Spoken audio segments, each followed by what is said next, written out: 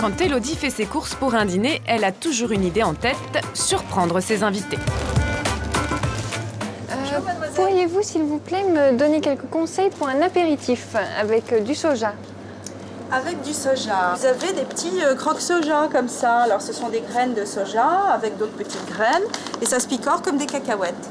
Si ce n'est que vous n'avez pas les mauvaises graisses des cacahuètes. Ah oui, donc c'est bien. Aujourd'hui, le soja, c'est l'aliment à la mode. Tout le monde connaît déjà la sauce soja.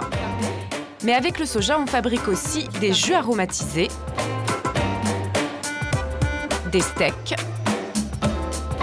des plats cuisinés ou encore des produits fermentés de type yaourt. Et voyez, il y a même des pots avec la crème de châtaigne. C'est vraiment gourmand, quoi. C'est vraiment un produit gourmand. Grâce à ses 1000 vertus, le soja est devenu aliment star. En Chine, on l'utilise depuis 2000 ans. En France, il est arrivé dans nos assiettes il y a 30 ans. Aujourd'hui, la France est même le premier pays consommateur de graines de soja en Europe. Des graines qui, une fois triées, décortiquées et dissoutes dans l'eau, sont transformées en jus, tofu et surtout produits fermentés de type yaourt. Mais consommer autant de soja est-il bon pour la santé? Pour Élodie, pas de problème, le soja est un aliment sain. Donc là, on part sur une crème dessert. Cette blogueuse, passionnée de cuisine, en est convaincue. Elle élabore de nombreuses recettes à base de soja. Pour son dîner, elle va préparer une mousse au chocolat très spéciale. 200 g de chocolat, 2 cuillères à soupe de sucre et pour remplacer les œufs et la crème fraîche, un ingrédient lui suffit, le tofu soyeux, du jus de soja caillé. A priori, pas très engageant. C'est vrai que c'est fade. On va pas le manger cru. Enfin là, vous n'auriez pas vraiment de plaisir à manger ça comme ça à la petite cuillère. Ça, c'est évident. Fade et sans saveur, on l'aura compris, le soja ne brille pas par ses propriétés gustatives. Alors si Élodie en mange au moins 3 fois par semaine, c'est parce qu'elle connaît ses bienfaits. Manger du soja, en fait, c'est une manière d'apporter des protéines végétales pour changer des protéines animales. Donc la viande rouge, les œufs, etc. Donc ça permet de varier les apports protéiniques parce que les protéines végétales sont plus digestes et sont moins riches en matières grasses plus ou moins mauvaises pour la santé. Concrètement, consommer du soja régulièrement permet de rééquilibrer son alimentation et de réduire l'apport en mauvaises graisses. Ce médecin nutritionniste nous explique comment. Le fait de remplacer des protéines animales par des protéines végétales, dont le soja par exemple, permet de faire baisser le cholestérol, non pas pour une raison de miracle, mais parce qu'en fait, du coup, on mange moins de graisses saturées qui sont avec la viande par exemple. Mais vous auriez le même résultat en mangeant du poisson. Vous auriez également le même résultat en mangeant des légumes secs, comme les lentilles par exemple, comme les haricots noirs, les haricots rouges et les flageolets. Le soja bon pour la santé, oui, mais attention. En 2005, un rapport officiel des autorités sanitaires françaises met en garde contre la consommation excessive de soja, notamment chez les très jeunes enfants. Le soja contient des phytoœstrogènes, des hormones végétales qui pourraient perturber la croissance.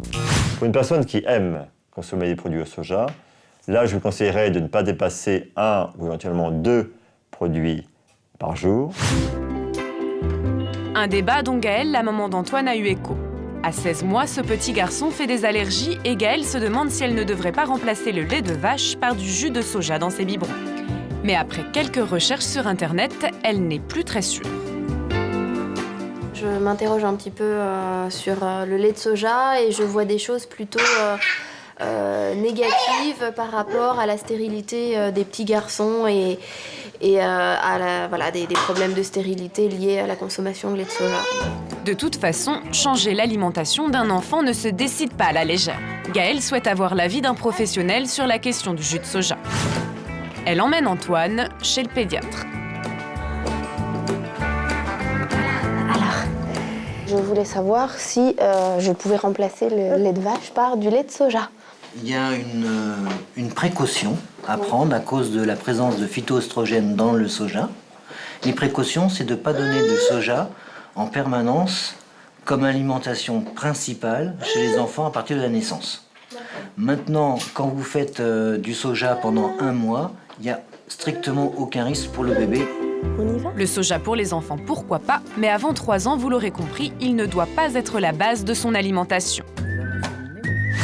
Autre conseil, si la question du soja transgénique vous inquiète, sachez que le soja alimentaire cultivé en France est garanti sans OGM. C'est la loi qui l'interdit. Mais on peut quand même trouver des produits au soja génétiquement modifiés dans les supermarchés. Il est importé et dans ce cas, ce doit être précisé sur l'étiquette. Élodie, elle, n'achète que du soja bio sans OGM. Du soja dont elle fait plein de recettes différentes et inventives.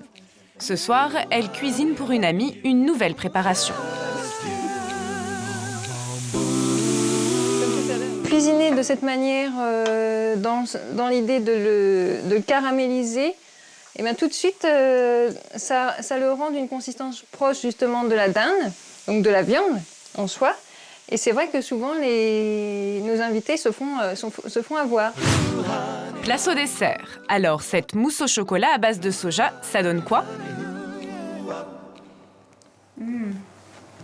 Ah ouais. Ouais, ça c'est vraiment très très bluffant. Ouais. On dirait vraiment une crème au jus. Hein. Là, ça passerait très très bien pour faire manger du tofu à quelqu'un, c'est Ah. un message. Il peut pas le savoir. Hein. De l'apéritif au dessert, le soja se conjugue de 1001 façons.